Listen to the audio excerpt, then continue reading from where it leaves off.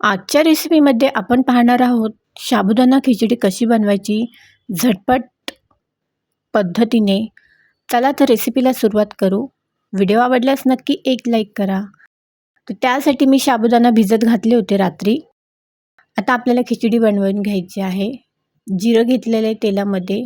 जिरं थोडं गरम केलं, कढीपत्ता आणि मिरची घालून घ्यायची आहे. आता मिक्स करून घेते. मिरची, कढीपत्ता आणि जिरं असं मस्त फ्राय करून घ्यायचं आहे. आता मी बटाटे घेतलेले आहेत. 2 मोठे बटाटे घेतलेले आहेत. बारीक कट करून घेतलेले आहेत, एकदम बारीक. आता आपल्याला हे पटकन करायचे आहे, तर हे आपल्याला तेलामध्ये फ्राय करून घ्यायचे आहेत. खिचडीसाठी बटाटे शिजवूनसुद्धा घेतात आणि साबुदाण्यामध्ये स्मॅश करून त्याची खिचडीसुद्धा बनवतात.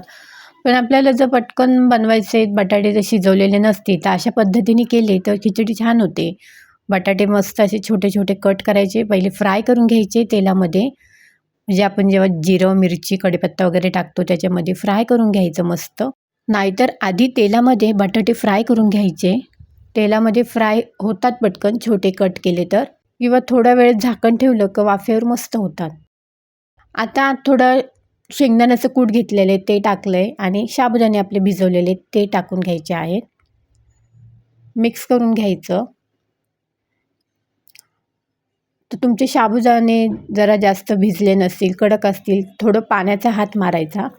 चवीपुरता मीठ टाकायचं. पाणी थोडं शिंतडलं आणि झाकण ठेवलं की मस्त होते साबुदाणा खिचडी.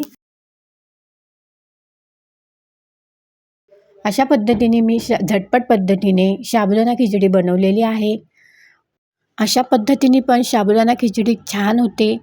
ह्या पद्धतीने केली तर एकदा नक्की ट्राय करा आणि व्हिडिओला लाईक करा. अशा पद्धतीने साबुदाणा खिचडी तयार झालेली आहे. अशाच नवीन रेसिपीमध्ये पुन्हा एकदा भेटूया. तोपर्यंत धन्यवाद.